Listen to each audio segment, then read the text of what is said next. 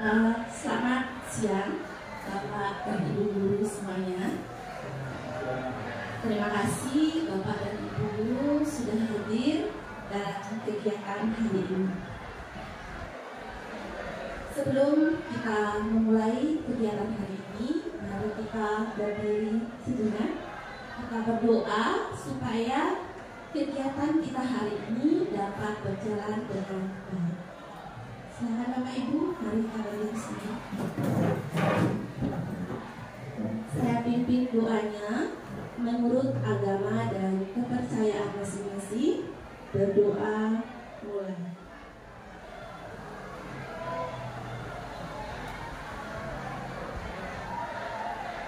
Berdoa selesai. Silakan Bapak Ibu bisa berdiri.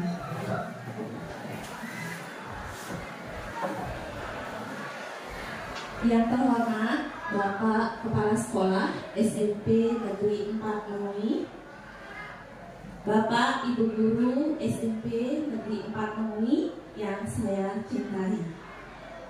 Dalam kesempatan hari ini, saya Ibu Milo Sukma Wiraswatini dan rekan saya Bapak Putu Gine Karanate, kami berdua akan melakukan diseminasi budaya positif modul 1.4 dalam pendidikan guru penggerak angkatan 11 Kabupaten Badung. Sebelum kami memulai, silakan Bapak Kepala Sekolah untuk membuka acara hari ini. Silakan.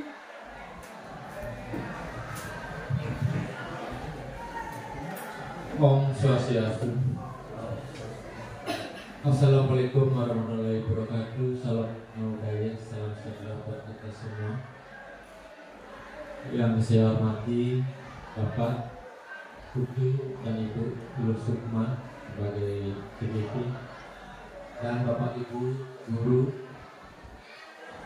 yang saya hormati. Jadi pada hari ini CGP kita di SMP Negeri 4 Memui mengadakan seperti apa yang kami sampaikan tadi, mengadakan diseminasi kegiatan praktek baik untuk membudayakan disiplin positif. Jadi Bapak Ibu guru khususnya yang belum menjadi guru penggerak, mudah-mudahan nanti dengan apa yang disampaikan oleh kedua calon guru penggerak kita bisa dipraktekkan, bisa disampaikan kepada teman-teman guru yang lain. Karena pada hari ini dalam kesempatan yang baik ini pesertanya mungkin sangat terbatas atau dibatasi, sehingga juga karena sekolah kita tetap berlangsung pembelajaran sehingga tidak banyak anak-anak kita yang terganggu pembelajarannya. Jadi Bapak Ibu, pada hari ini kegiatan diseminasi semoga nanti bisa berjalan dengan lancar sesuai dengan apa yang kita harapkan bersama, dan mudah-mudahan juga Bapak Putu bersama Ibu Milo Sukma sukses menjalankan kegiatan CGP ini sehingga berhasil sampai pada puncak. Baiklah, mungkin hanya itu yang bisa saya sampaikan pada hari ini. Maka kegiatan diseminasi calon guru penggerak SMP Negeri 4 Memui saya buka secara resmi. Tutup dengan Parma Santi, Om Santi Santi Santi Om. Assalamualaikum warahmatullahi wabarakatuh. Terima kasih Bapak Kepala Sekolah atas pembukaan.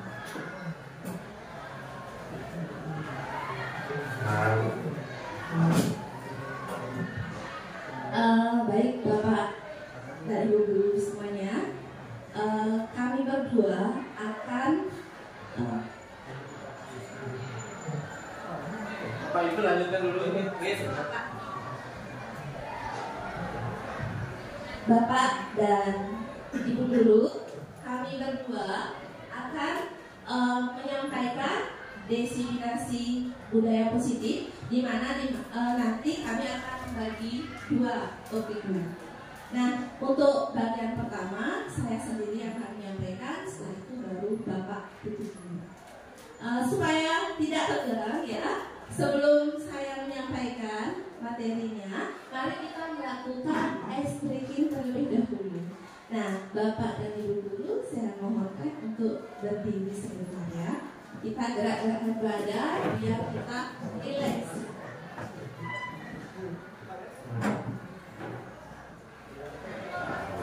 Begini ya, untuk ice breakingnya sudah ada di depan. Itu contohnya seperti ini. Saya beri contoh dulu sekali ya.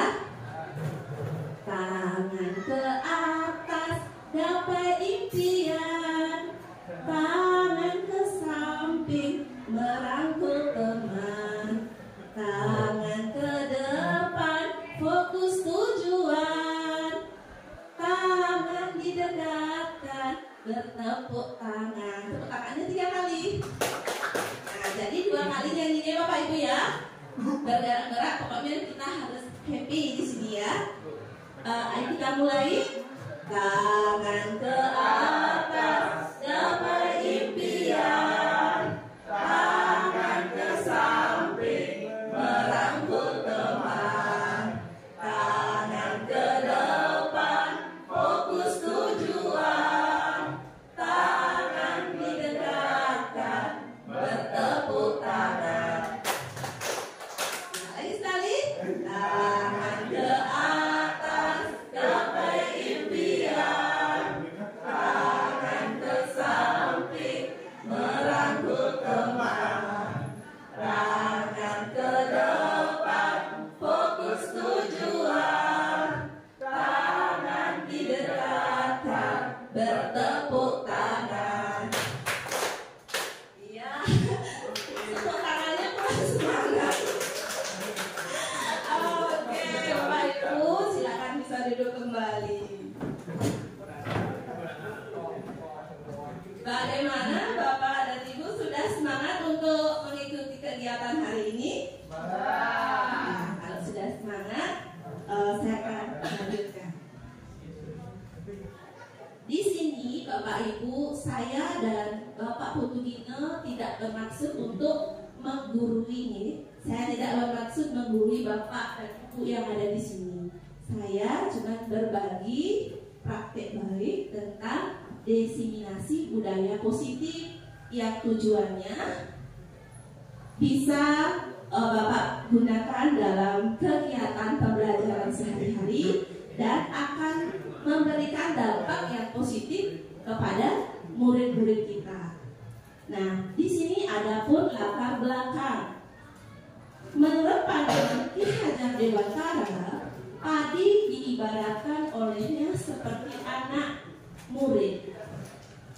Dalam melaksanakan pendidikan, ibarat petani sebagai guru yang menyebarkan benih atau bibit padi. Kita sebagai seorang guru tidak bisa memaksakan tanaman padi menjadi tanaman lainnya. Jadi kalau murid itu diibaratkan sebagai apa Bapak Ibu? Benihnya ya. Sedangkan kita sebagai seorang guru diibaratkan sebagai petaninya. Nah, jadi benih yang ada itu kita tidak bisa memaksakannya menjadikan tanaman lain. Kalau bibitnya padi, nanti hasilnya pasti padi. Kalau ibu bapak menanam benih jagung, nanti hasilnya tanam jagung. Nah, yang bisa kita lakukan itu adalah merawat, menjaga benih-benih itu agar menjadi tanaman yang subur, diberi pupuk, diberi air, seperti itu. Nah, itulah tujuan kita. Kita sebagai guru hanya bisa menuntun murid dengan penanaman budaya positif. Hal-hal baik akan dimunculkan dalam berbagai kegiatan. Nah, seperti itu Bapak Ibu. Berikutnya. Nah, kita lanjut tentang budaya positif. Ada 2 pertanyaan di sini Bapak Ibu. Yang pertama, apa itu budaya positif? Apakah Bapak Ibu sudah pernah mendengar apa itu budaya positif? Belum? Bapaknya Pak Mangku belum? Yang lainnya bagaimana? Kira-kira menurut Bapak Ibu itu budaya positif itu apa? Ada? Budaya positif? Positif itu adalah belum tahu. Apa Pak Irwan? Kebiasaan yang baik yang pernah kita lakukan di sekolah, terutama berkaitan dengan karakter, sikap, atau yang lainnya. Jadi budaya positif itu adalah kegiatan kita atau kebiasaan-kebiasaan yang dilakukan di sekolah yang berdampak baik pada sekitarnya. Berarti menurut Pak Irwan, budaya positif itu adalah kebiasaan-kebiasaan baik yang berdampak terhadap sekitarnya. Ada pendapat yang lain? Nah, kita nanti akan belajar lagi apa itu budaya positif. Yang kedua, apakah di sekolah kita sudah menerapkan budaya positif Bapak Ibu? Menurut Bapak Ibu bagaimana? Sudah apa belum menerapkan budaya positif? Pastinya sudah ya. Contohnya seperti apa Bapak Ibu? Kesepakatan kelas. Lagi yang lainnya apa Bapak? Ya, sembahyang di pagi hari sebelum memulai pembelajaran. Itu juga termasuk budaya positif. Ada lagi yang lainnya budaya positif yang diterapkan di sekolah kita? Memberi salam kepada guru. Nah, itu adalah contoh-contoh penerapan budaya positif. Berarti di SMP Negeri 4 Pengui itu sudah menerapkan budaya positif. Di sini tinggal kita lebih memaksimalkan kembali. Nah, kita lanjut lagi. Nah, secara teori, budaya positif itu merupakan perwujudan dari nilai-nilai kebajikan yang universal yang diterapkan di sekolah. Selama ini kita sebagai guru berkewajiban mengontrol perilaku siswa agar memiliki perilaku sesuai yang kita harapkan. Perwujudannya, guru sering memberikan hukuman kepada murid yang melakukan kesalahan dan memberikan imbalan atau penghargaan kepada siswa yang melakukan perbuatan baik. Nah, itu pengertian budaya positif secara teori. Apakah Bapak Ibu pernah merasa atau pernah nggak Bapak Ibu itu memaksa atau menginginkan murid itu berperilaku sesuai dengan yang Bapak Ibu guru inginkan? Pernah apa ya tidak Bapak Ibu? Ya, tentunya pasti kita menginginkan murid itu berperilaku yang baik ya. Tetapi terkadang cara yang kita lakukan itu belum tentu diterima oleh siswa. Nah, kadang kita kalau dia tidak mau mengikuti keinginan kita memberikan suatu hukuman. Atau kalau dia berprestasi atau dia terampil, kita berikan dia suatu penghargaan atau imbalan. Nah, apakah itu baik atau tidak, kita akan pelajari berikutnya.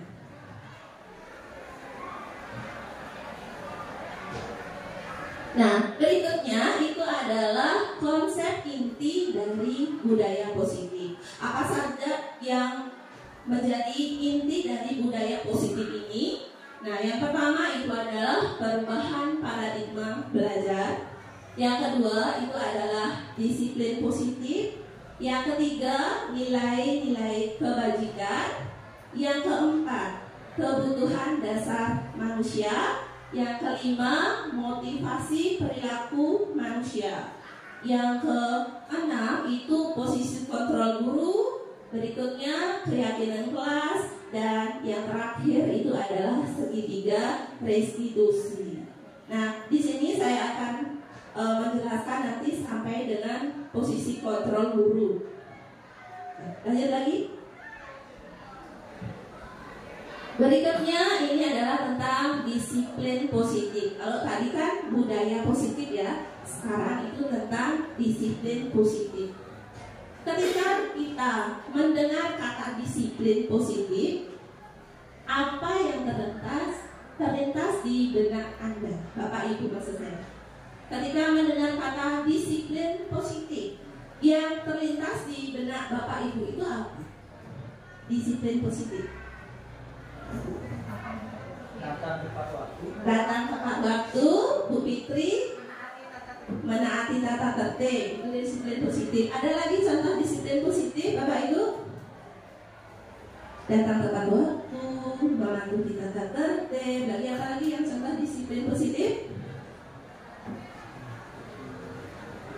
Oke, kita lanjut. Berarti Bapak Ibu sudah ada gambaran. Disiplin positif itu adalah sesuatu hal-hal yang baik, yang positif ya, yang dilakukan oleh siswa kita di sekolah. Nah, itu adalah disiplin positif. Lanjut lagi. Secara teori itu disiplin positif itu berasal dari kata disiplina yang artinya belajar. Disiplin itu belajar.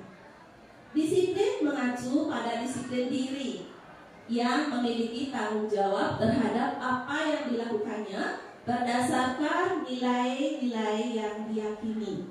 Jadi anak-anak itu harus memahami dulu nilai-nilai yang diyakini sehingga dia bisa untuk mematuhinya seperti itu.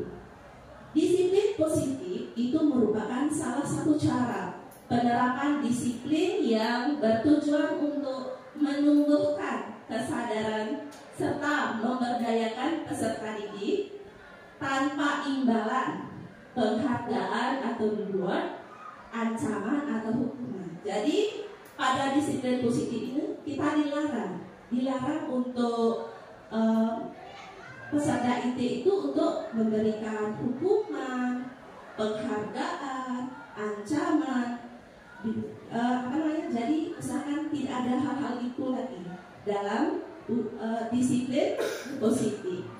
Nah, sebagai pendidik, tujuan kita adalah menciptakan peserta didik yang memiliki disiplin diri sehingga mereka berperilaku mengacu pada nilai-nilai kebajikan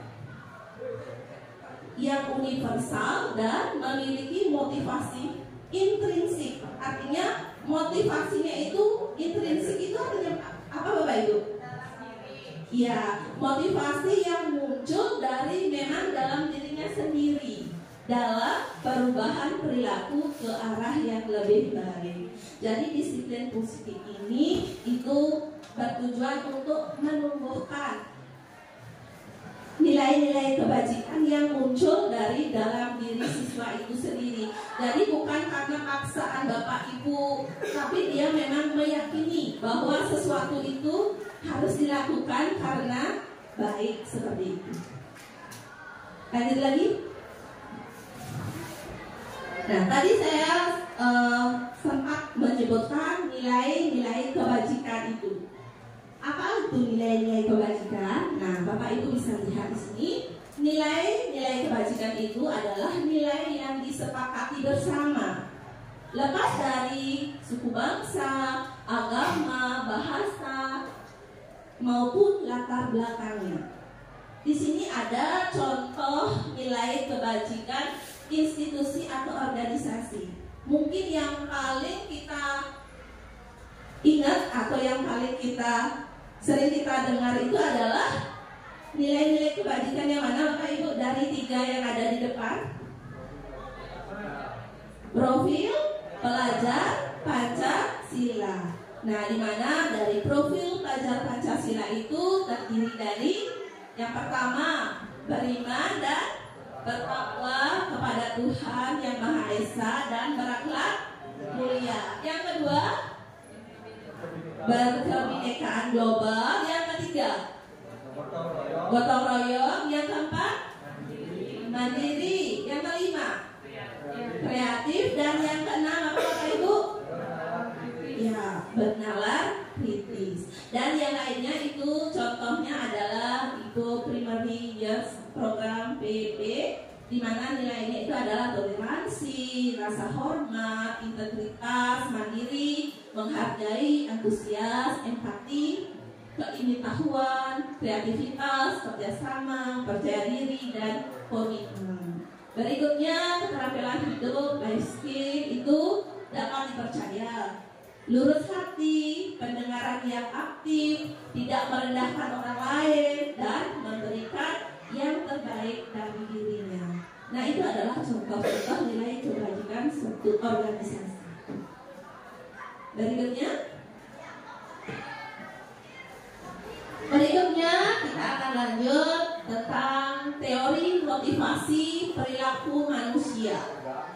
Teori motivasi perilaku manusia ini sebagai seorang guru, saat Anda mengajar di kelas, Anda hadir tepat waktu.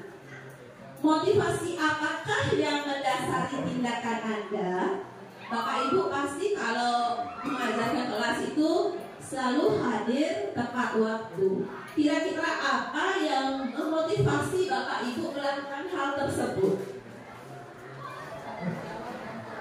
Bu Fitri, tanggung jawab dan kewajiban. Yang lainnya, apa yang memotivasi Bapak Ibu itu untuk hadir ke kelas itu tepat waktu? Siswa, ya siswa. Ada lagi yang lainnya Bapak Ibu yang menjadi motivasi Bapak Ibu itu? Kenapa? Gaji, oke, ya. Lagi ada yang lainnya? Kira-kira yang memotivasi Bapak Ibu? Mengejar materi, oke. Jadi Bapak Ibu itu memiliki motivasi ya, motivasi sebelum datang ke kelas itu ada motivasi yang memicu Bapak Ibu untuk datang tepat waktu. Lanjut lagi. Nah, pada teori itu motivasi perilaku manusia itu terdiri dari motivasi intrinsik dan motivasi ekstrinsik. Di mana kita mulai dari motivasi ekstrinsik itu adalah untuk menghindari ketidaknyamanan atau hukuman. Jadi ibu datang tepat waktu itu mungkin untuk menghindari teguran. Kalau kita teguran dari kepala sekolah itu mungkin menjadi motivasi. Yang berikutnya yang ekstrinsik untuk mendapatkan imbalan atau penghargaan dari orang lain. Siapa tahu ada guru teladan seperti itu dikasih penghargaan. Berarti perilaku yang memotivasi perilaku Bapak Ibu itu adalah motivasi ekstrinsik dari luar. Berikutnya kalau motivasi intrinsik yang muncul dari dalam diri Bapak Ibu sendiri itu misalnya untuk menjadi orang yang mereka inginkan dan menghargai diri sendiri dengan nilai-nilai yang mereka percaya. Nah, itu contoh dari motivasi intrinsik. Jadi motivasi itu ada dua, apa saja Bapak Ibu? Ekstrinsik dan intrinsik. Ya, jadi yang lebih baik itu adalah jika bisa kita terapkan motivasi yang muncul dari dalam diri kita sendiri ya. Lanjut. Motivasi perilaku manusia. Tentunya ada beberapa motivasi yang menjadi pemicu perilaku manusia. Di antaranya itu adalah hukuman. Jadi yang kedua ada konsekuensi dan restitusi. Apa beda dari ketiga-tiga yang ada di depan ini? Hukuman, konsekuensi, dan restitusi. Hukuman itu yang pertama tidak terencana atau tiba-tiba. Berikutnya, murid tidak tahu apa yang akan terjadi atau tidak dilibatkan kalau hukuman itu. Yang ketiga, bersifat satu arah saja. Yang keempat, berupa hukuman fisik atau psikis. Itu contoh hukuman. Jadi hukuman itu seperti ini contohnya. Kalau konsekuensi itu konsekuensi itu yang pertama terencana atau disepakati sesuai peraturan. Itu konsekuensi. Yang kedua, murid tetap dibuat tidak nyaman. Yang ketiga, sikap guru selalu memonitor murid. Nah, itu konsekuensi. Bagaimana dengan restitusi? Restitusi itu adalah proses yang pertama, proses menciptakan kondisi bagi murid untuk memperbaiki kesalahan. Jadi kita berikan kesempatan murid itu untuk memperbaiki kesalahannya. Yang kedua, proses kolaborasi yang mengajarkan murid untuk mencari solusi sendiri. Jadi kalau dia berbuat suatu kesalahan, jadi murid itu akan menciptakan berupaya untuk memperbaiki kesalahannya tersebut dengan mencari solusi sendiri. Jadi tidak diarahkan oleh guru. Jadi muncul dari dalam dirinya sendiri. Solusi apa yang akan diambil untuk memperbaiki kesalahannya tersebut. Jadi tidak searah. Jadi memang datang dari dalam diri murid itu sendiri. Oke, kita lanjutkan. Nah, di sini saya siapkan 4 buah masalah di sini. Kegiatan yang dilakukan, nanti Bapak Ibu membedakan apakah dia termasuk hukuman atau konsekuensi. Yang pertama, misalnya, yang pertama apa Bapak Ibu? Membersihkan coretan yang dibuat di atas meja. Menurut Bapak Ibu itu termasuk hukuman atau konsekuensi? Konsekuensi. Yang kedua, lari keliling lapangan 2 kali karena pengamat masuk sekolah. Kalau itu termasuk apa Bapak Ibu? Hukuman. Yang ketiga, mengganti kertas tugas teman yang telah dicoret-coret. Konsekuensi. Yang keempat, murid diminta push up 15 kali karena tidak memakai masker di sekolah. Termasuk hukuman. Iya, Bapak Ibu sangat pintar, sudah bisa membedakan mana yang termasuk hukuman dan mana yang termasuk konsekuensi. Ya. Nah, jadi nanti yang diterapkannya oleh begitu yang mana ya? Kita lanjut lagi. Berikutnya kita akan belajar tentang kebutuhan dasar manusia. Bapak Ibu tadi kan sudah kita bahas tentang motivasi ya, motivasi intrinsik, motivasi ekstrinsik. Nah, setiap perbuatan yang dilakukan oleh murid itu pasti ada penyebabnya ya. Ada sesuatu yang menyebabkan mengapa murid itu melakukan sesuatu. Nah, ini kita harus sebagai guru juga harus tahu kebutuhan dasar manusia itu apa saja. Nah, supaya bisa mengurangi perilaku yang tidak baik dari siswa. Kita lanjut lagi. Nah, kebutuhan dasar manusia. Kebutuhan dasar manusia itu adalah segala sesuatu yang kita lakukan untuk mendapatkan apa yang kita inginkan.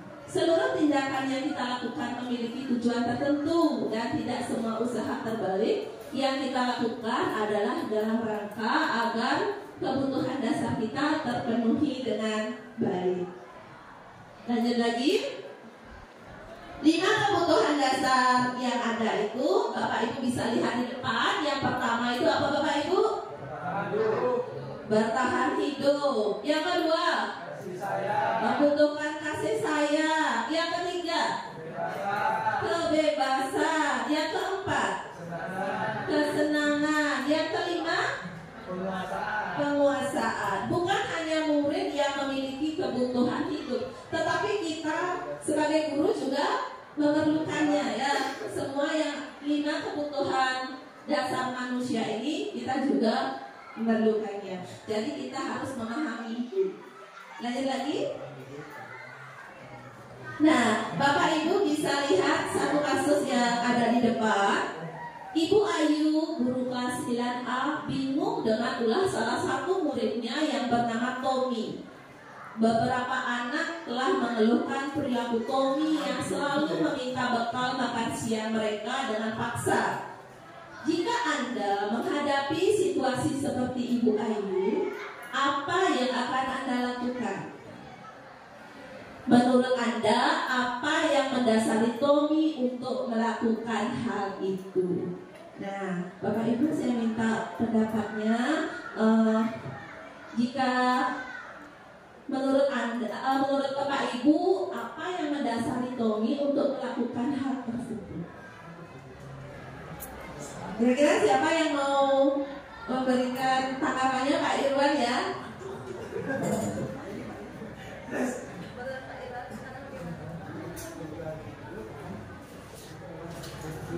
Menurut Bapak apa yang mendasari Tommy?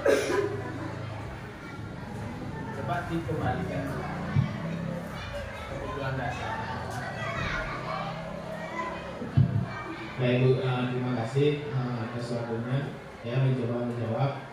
Menurut saya, Tommy yang pertama itu melakukan itu atas dasar kebutuhan bertahan hidup, karena dia ingin makan atau bekal teman-temannya.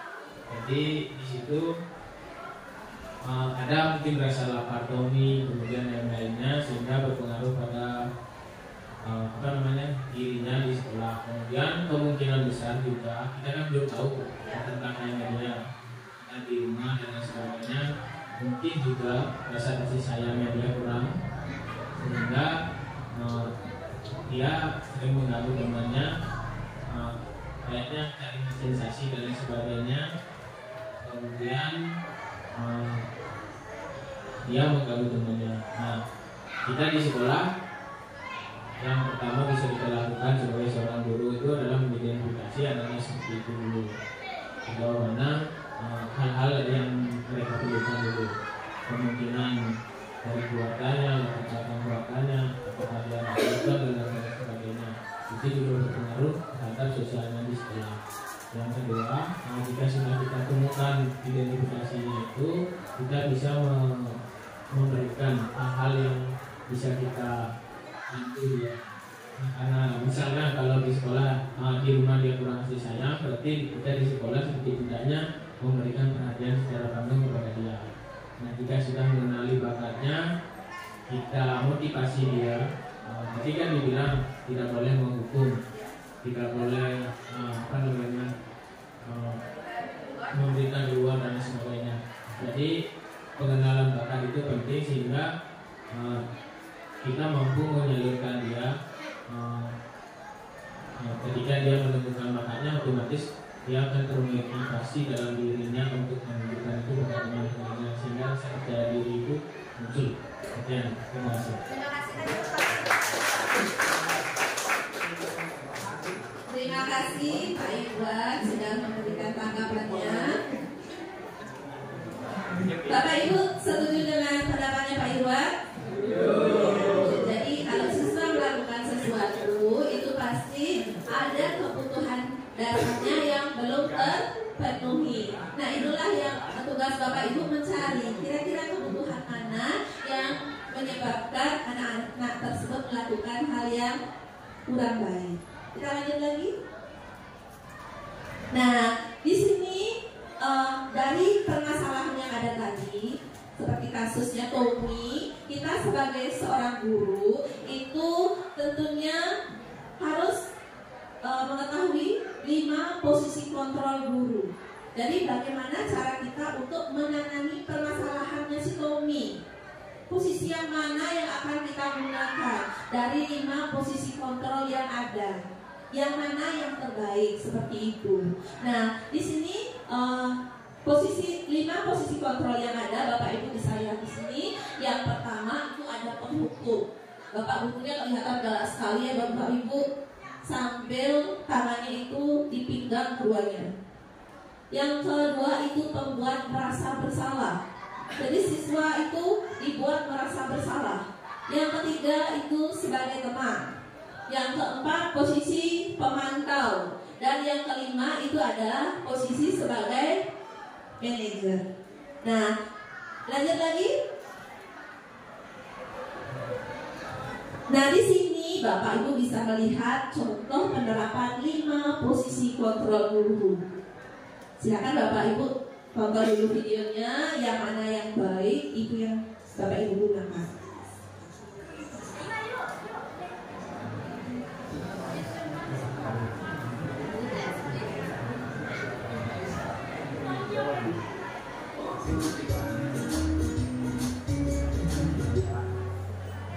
Salam bahagia Ibu dan Bapak Guru hebat. Dalam penerapan disiplin positif restitusi, salah satu program yang digunakan adalah 5 posisi kontrol. 5 posisi kontrol dan restitusi adalah proses perjalanan seorang guru agar dapat mengenali dirinya. Pada video kali ini, kita akan membahas tentang 5 posisi kontrol yang berkaitan dengan dari proses mencoba penerapannya.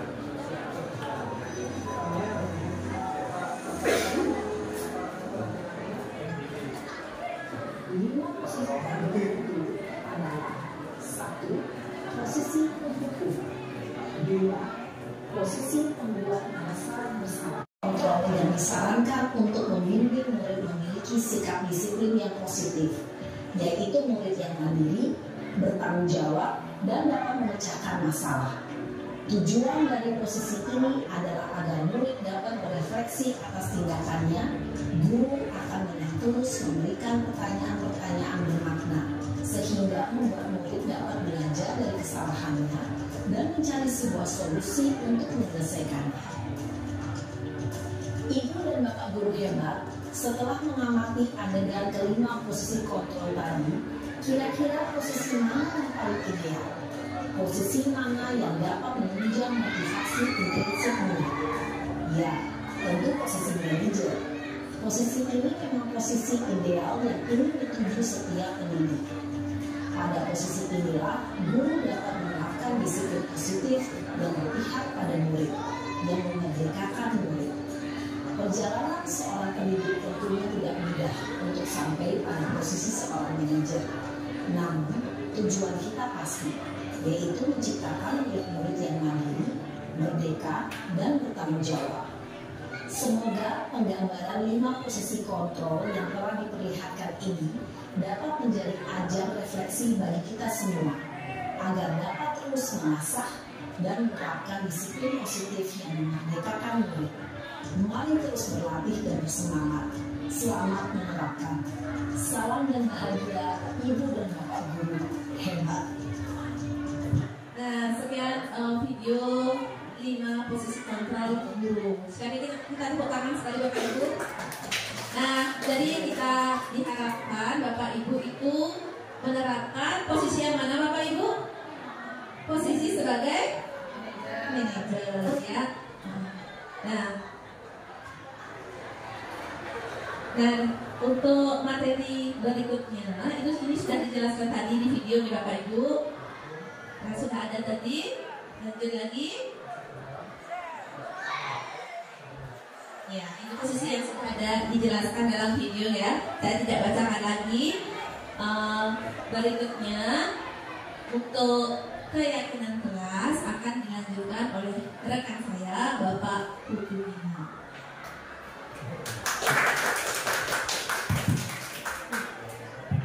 Ya, selamat siang Bapak Ibu Guru. Siap. Selamat siang Bapak Ibu Guru. Siap. Oke, itu pemaparan dari materinya Ibu Sukma ya tentang yang pertama itu disiplin subjek, yang kedua itu memanajerial atau mengkomponenkan 5 posisi kontrol dalam sekolah. Ya, untuk berikutnya saya akan menjelaskan tentang keyakinan kelas ya. Di mana keyakinan kelas ini merupakan salah satu dari segitiga restitusi bagaimana kita menerapkan nanti dalam sekolah ya. Untuk waktu yang akan lanjutkan. Adapun tujuan dari segitiga restitusi di sini adalah satu, bagaimana cara menanamkan budaya positif di sekolah. Untuk budaya positif tadi sudah dijelaskan, di sekolah ada menaati peraturan, membahagia bersama, ya, banyak diterapkan yang bisa kita terapkan di sekolah ya. Kemudian menerapkan restitusi dalam membimbing murid yang berdisiplin positif. Yang banyak tadi yang sudah dijelaskan dalam berdisiplin positif dari Musima. Sekarang kita akan menerapkan restitusinya dalam membimbingnya bagaimana penerapan di sekolah. Next, keyakinan kelas. Mengapa kelas memerlukan keyakinan? Mengapa bukan peraturan kelas? Ini membedakan antara keyakinan dan peraturan. Kalau peraturan itu sekolah yang membuat dan siswa wajib menaati. Kalau keyakinan kelas itu guru siswa itu bersama membuat keyakinan yang diterapkan oleh guru dan siswa juga. Itu membedakan antara keyakinan kelas dan peraturan kelas. Ya, next. Pembentukan keyakinan kelas ya. Keyakinan kelas itu satu, bersifat abstrak. Dua, memerlukan pernyataan yang universal, menyeluruh. Tiga, dibuat dalam pernyataan positif. Ya. Empat, sedikit agar mudah diingat. Ya, sedikit tapi mudah diingat. Yang kelima, sesuai dengan kondisi kelas sehingga mudah diterapkan siswa. Yang keenam, semua warga sekolah atau kelas dilibatkan membuat keyakinan kelas. Yaitu perbedaan sedikit antara keyakinan dan peraturan kelas. Next, segitiga restitusi ya. Segitiga restitusi yang dijelaskan adalah suatu proses dialog yang dijalankan oleh guru agar dapat menghasilkan murid yang mandiri dan bertanggung jawab. Ya, itu dari segitiga restitusi. Next,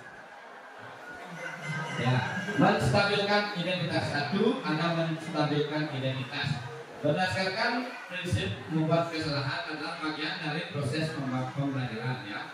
Ini salah satu bagian dari segitiga restitusi yaitu menstabilkan identitas. Adapun komponen yang kita buat dalam yang berdasarkan prinsip dari kesalahan adalah bagian dari proses pembelajaran adalah satu, berbuat salah itu wajar. Ya, beberapa siswa berbuat salah itu wajar. Ditanamkan ke siswa tidak apa salah, yang penting berani mencoba. Itu yang kita tanamkan dulu ke siswa. Yang kedua, tidak ada manusia yang sempurna ya. Setiap siswa pasti merasa dirinya kurang. Kita tanamkan ke siswa, tidak ada manusia sempurna. Pasti pernah melakukan perbuatan salah, termasuk kita sebagai bapak ibu guru ya. Kemudian dulu juga pernah melakukan itu ya, sama yang sampaikan. Setiap manusia itu tidak ada yang sempurna. Kemudian tidak mau mencari siapa yang salah. Tidak bapak ibu guru mencarikan solusi ya. Tidak memponis siswa si A salah, si B benar, tidak ada. Kita carikan solusi bagaimana menyikapi permasalahan siswa tersebut ya, bukan memponis. Itu yang kita membedakan ya. Yang kelima, berhak merasa begitu ya. Ini berhak merasa begitu. Siapapun berhak memimpin dan berhak dipimpin ya. Kita menyamakan pemerataan di kelas. Itu bagian dari menstabilkan identitas. Next, agak kencang ya. Ya, oke. Mengerti? Ya, oke. Pokoknya tiga diskusi intinya ada menstabilkan identitas. Yang kedua, validasi tindakan yang salah. Ya, 9 komponen dari validasi tindakan yang salah adalah berdasarkan prinsip dari setiap perilaku berubah memenuhi kebutuhan tertentu. Ini bagian dari yang kedua dari segitiga restitusi. Adapun komponen yang dimaksud adalah mempunyai alasan mengapa melakukan hal itu ya. Kita bersikap dari validasi tindakan yang salah, kemudian kita berfokus pada siswa mengapa melakukan hal itu. Ya, kita gali latar belakang siswa tersebut. Kemudian yang kedua, bisa melakukan yang lebih buruk dari ini ya. Nah, kalau siswa itu kita tidak potong atau fokuskan dari mengapa dia melakukan hal itu, dia akan melakukan yang lebih buruk lagi. Itu kita harus memvalidasi tindakan mereka yang salah.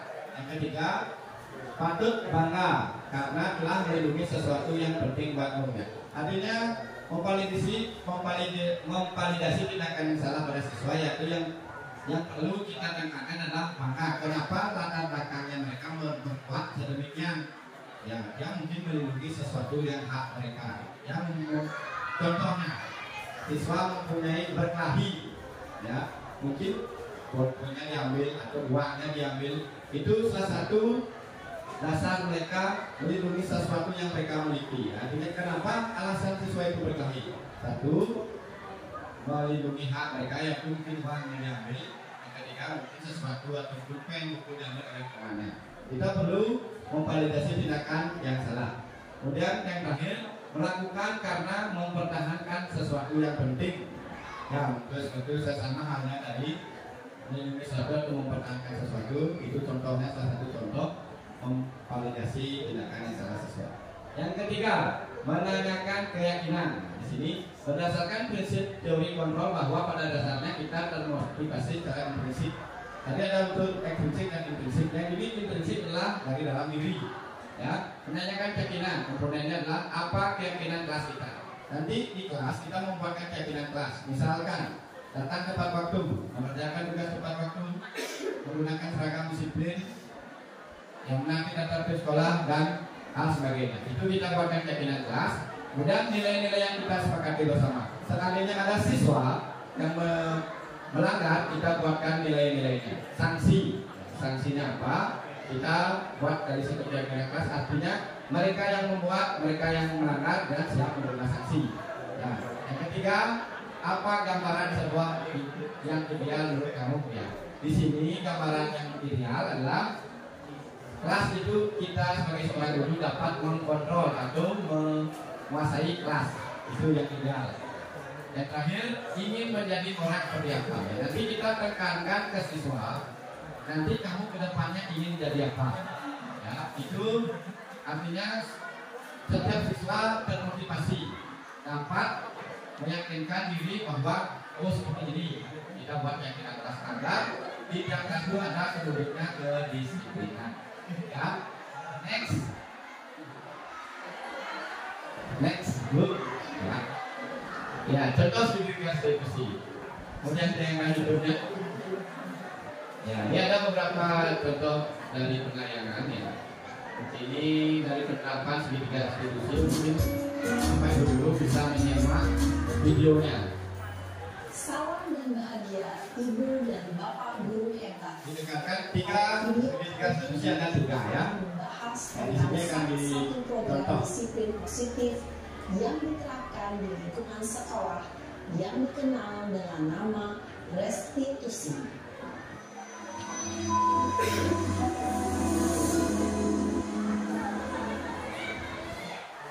Restitusi dikembangkan oleh pakar pendidikan Diane Wilson, berlandaskan pada teori kontrol Dr. William Gleiser. Segitiga restitusi adalah suatu proses dialog yang dijalankan oleh guru atau orang tua agar dapat menghasilkan murid yang mandiri dan bertanggung jawab. Pada saat guru di posisi manajer, aspek yang dikembangkan pada murid adalah motivasi intrinsik, sehingga penanaman nilai-nilai kebajikan dapat tumbuh dan berkembang menjadi suatu kebiasaan positif yang akhirnya membentuk karakter murid. Proses dialog ini terdiri dari 3 langkah yang menggambarkan pada ketiga sisi pada segitiga restitusi. Sisi pertama adalah menstabilkan identitas. Sisi yang kedua adalah validasi tindakan yang salah. Dan sisi yang ketiga adalah menanyakan keyakinan. Ibu dan bapak guru, berikut ini akan menunjukkan bagaimana seorang guru berada dalam posisi manajer menggunakan penerapan segitiga restitusi.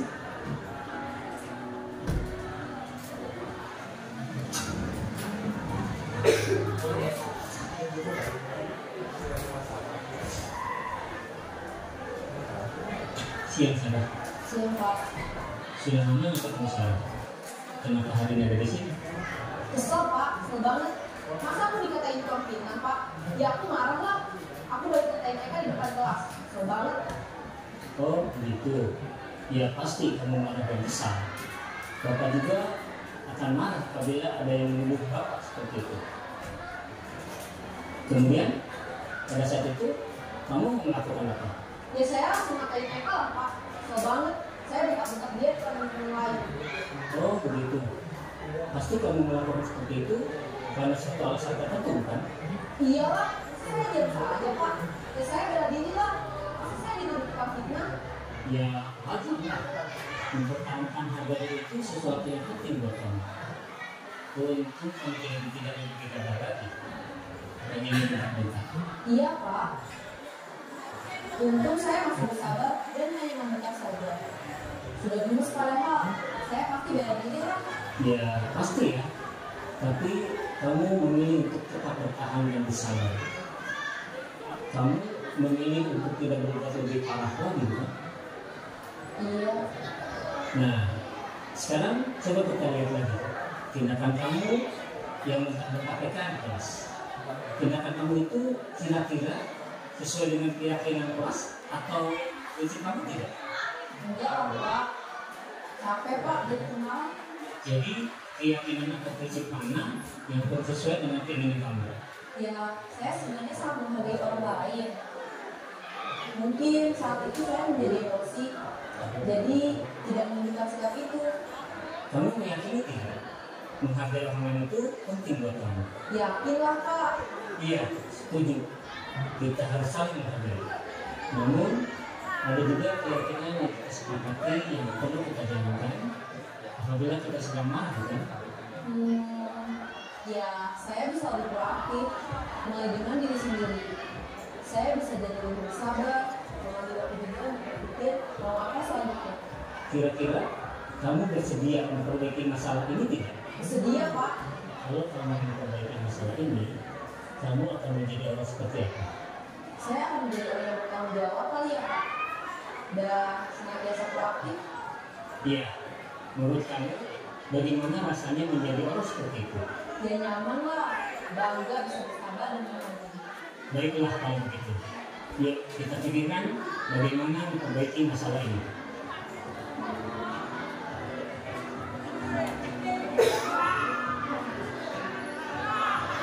Ibu dan Bapak Guru yang baru saja kita menyaksikan contoh bagaimana seorang guru berada dalam posisi manajer menggunakan penerapan segitiga restitusi. Mari kita bahas satu persatu. Pada sisi pertama, menstabilkan identitas berdasarkan pada prinsip bahwa membuat kesalahan adalah bagian dari proses pembelajaran. Sisi pertama dari segitiga ini berperan menggeser identitas murid dari identitas gagal ke identitas sukses. Murid yang sedang bertingkah laku yang tidak pantas atau menarik diri saat itu sedang mengalami identitas gagal. Bila kita mengikuti, maka posisinya tidak akan berubah. Kita bisa mengajukan pernyataan ini. 1. Membuat kesalahan sesuatu yang wajar. 2. Manusia tidak ada yang sempurna. 3. Kita bisa memperbaiki masalah ini. 4. Saya tidak menanyakan kesalahannya. Saya lebih fokus bagaimana memperbaiki masalah ini. 5. Apakah saat ini kamu akan menjadi orang yang baik untuk dirimu sendiri? Pada sisi kedua, validasi tindakan yang salah berlandaskan pada prinsip bahwa setiap perilaku berupaya memenuhi suatu kebutuhan tertentu. Guru yang telah memahami teori kontrol akan bergeser dari pemikiran stimulus respon menjadi proaktif dan mencoba untuk mengenali tujuan dari perilakunya, mengenali dan mengakui kebutuhan murid ini dapat memperbaiki hubungan dengan murid tersebut. Pernyataan atau pertanyaan bisa disampaikan dengan nada suara tidak menghakimi atau menunjukkan. Kamu bisa saja bertindak lebih gegabah lagi dari ini. Kamu bukan melakukan melakukannya tanpa suatu alasan tertentu. 3. Kamu melakukannya karena mempertahankan sesuatu yang penting bagimu. 4. Mungkin kamu bisa mempelajari suatu perilaku baru. Selanjutnya, kita akan simak sisi terakhir, yaitu menggunakan keyakinan. Teori kontrol menyatakan bahwa pada dasarnya kita termotivasi secara intrinsik.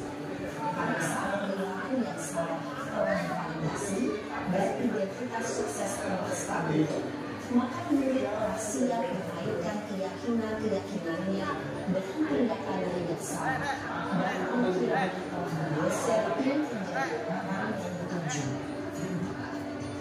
Pertanyaan-pertanyaan ini dapat mengaitkan keyakinan-keyakinan yang dianggap bahwa kita yakini. 2. Memiliki apa yang telah kita sepakati. 3. Seperti apa gambaran sebuah hasil ideal bagi kamu. 4. Kamu ingin menjadi orang seperti apa?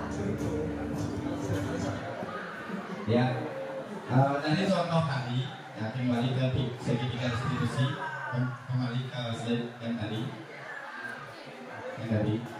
ya. Nah, begini Bapak Ibu yang rangkum dari materi yang saya sampaikan. Segitiga restitusi. Nah, ini pengertiannya suatu proses dialog yang dijalankan oleh guru agar dapat menghasilkan murid yang mandiri dan bertanggung jawab. Sekarang kita rangkum dari pemecahan masalah. Setiap guru pasti menemukan masalah, baik di kelas, di lapangan maupun di lingkungan sekolah. Kita pemecahan masalah menggunakan sistem segitiga restitusi. Yang pertama tadi menstabilkan identitas. Nah, kita pakai pemecahan pertama menstabilkan identitas. Ya, gimana nanti pada saat pemecahan kita cari dulu identitas seperti contoh ini. Di kelas, apa latar belakang anak membuat kesalahan, mengapa, bagaimana. Yang kedua, setelah kita dapat permasalahan tersebut, kita menggunakan validasi tindakan yang salah. Kita koreksi dari tindakan yang mereka lakukan, misalnya mencoret mangkuk, yang memodori link. Nah, kita ambil dari tindakan yang mereka yang salah, kemudian carikan solusi. Nah, setelah kita mencarikan solusi, kita terakhir adalah menanyakan keyakinan. Setelah kita dapat solusi, kembalikan ke siswa tersebut, kita terapkan keyakinan dia.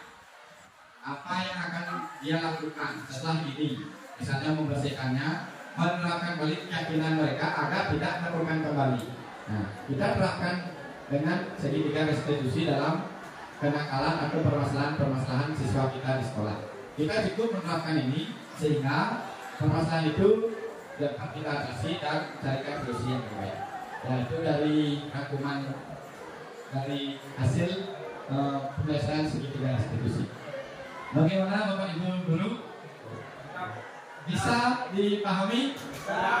Bisa diterapkan nanti? Nah, salah satunya kita terapkan dengan segitiga restitusi. Ya, di sini penduduk kayaknya dalam penerapan program disiplin hendaknya guru memiliki standar kepribadian, profesional, dan sosial yang dimana guru mampu merefleksikan diri dalam si kontrol. Bagaimana perjalanan diri sebagai among. Nah, yang ini penting ya, itu manajer. Kemudian menentukan murid-murid menjadi insan yang mandiri, merdeka, dan bertanggung jawab. Ini adalah bentuk dari kegiatan kami di CDP dengan materi budaya positif, disiplin, 5 psikolog dan segitiga restitusi. Ya. Bagaimana? Ada pertanyaan? Pas? Bisa diterapkan di sekolah atau di kelas? Pasti bisa. Nah, mudah-mudahan Bapak Ibu guru nanti menemukan masalah di kelasnya bisa menyikapi dengan disiplin positif, daya positif, 5 kontrol dulu dan segitiga restitusi tadi. Ya, siap yakin? Sebelum yang akhiri ya, sebelum yang akhiri, mau ice breaking? Ice breaking sedikit ya, biar tengah kotaknya ya. Oke, bisa diangkat ke orang, bisa diangkat ke orang. Saya punya ice breaking ini. Ya. Kita di sekolah juga harus ice breaking dengan siswa ya, karena biar siswa itu bisa fokus dalam pembelajaran. Ya, oke, ice breakingnya Bu di off dulu ya.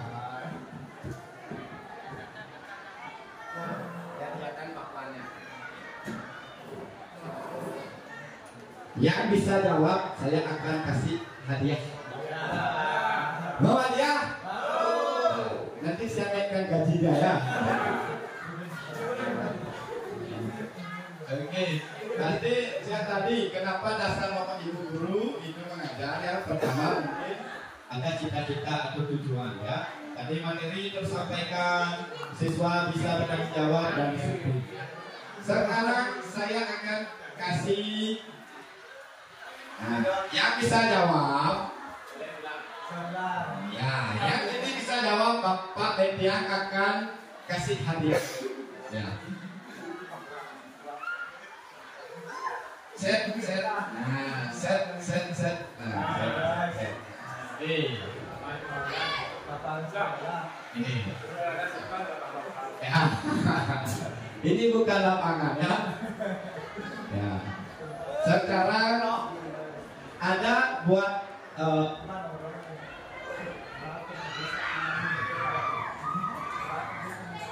ya. Oke. Bapak Ibu guru akan saya tantang menghubungkan garis agar tidak terbentur. Nah, oke, berpikirnya yang logika, ya, secara logika. Ya. Tidak boleh lewat belakang, harus lewat depan. Tidak boleh lewat belakang ke sini ya. Ini sudah Bapak yang batasi. Oke, silakan berpikir 1 menit. Yang pertama saya akan kasih hadiah. Ya.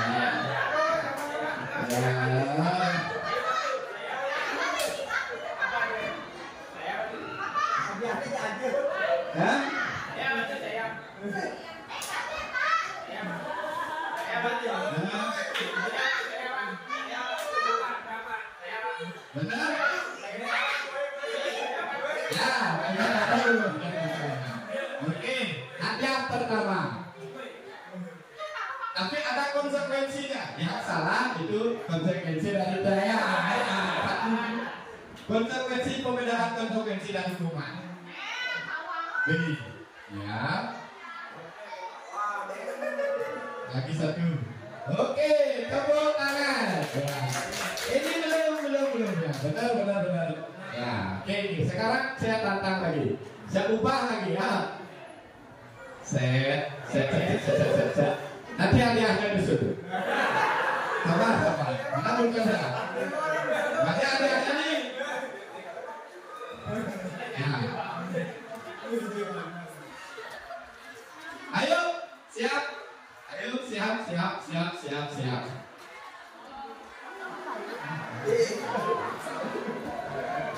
Siap. Ayo, Pak Guru. Pak Guru. Ya. Ya, ayo. Tidak boleh bentur garisnya.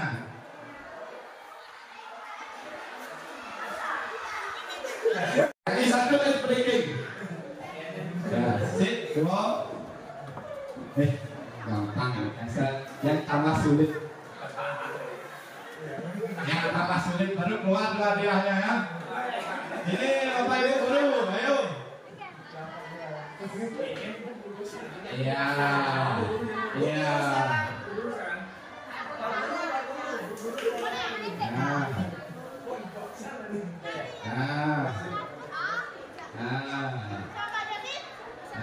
Ayo silakan. Iya. Ini breaking ini. Coba dulu depan. Nah, hukuman garis tanpa menyentuh. Berpikir secara logika.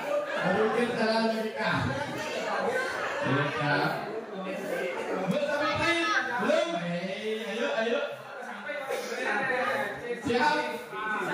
Bu Siti ya, coba Bu Siti ya. Bu Sabitri, oke. Iya.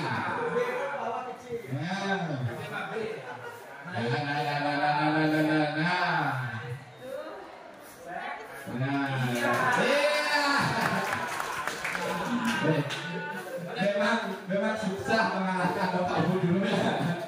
Nanti ada musuh Oke, terima kasih. Itu SBK ya. sekali lagi kami dari CDP Bandung Angkatan 11 itu akan berusaha ya memajukan sekolah kita melalui program-program dari kementerian, khususnya program guru penggerak ya. Salah satunya saat ini Bapak Ibu merupakan tujuan atau merupakan dasar nanti pemanggilan untuk PPG. Salah satu PPG tertentu nanti kita melalui dari guru penggerak ya. Itu ada pemanggilan PPG, salah satunya syaratnya guru penggerak dan umur 35 tahun ke atas. Itu PPG tertentu ya. Pasti kalau sudah dua itu terpenuhi pasti dipanggil ya. Lain halnya dulu itu secara sah, tapi sekarang ada ketentuannya. Ya mudah-mudahan dari nanti kedepannya kita di SP4 banyak lagi yang mengikuti jejak-jejak kami. Sekian dari kami, mungkin tambahan dari Bu Sukma sekaligus menutup kegiatan aksi nyata atau diseminasi kegiatan modul 1 J4 ini yang bertemu dengan lancar. Coba dulu yang disenangkan.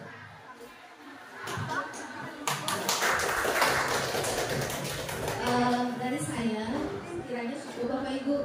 Saya mengucapkan terima kasih Bapak Ibu sudah menghadiri acara kita hari ini. Acara ini semoga materi tadi itu dapat Bapak Ibu terapkan di sekolah kita dan untuk memajukan karakter guru kita supaya menjadi lebih baik lagi. Sekian dari kami berdua. Kami tutup dengan Prama Santi. Om Santi Santi Santi Om.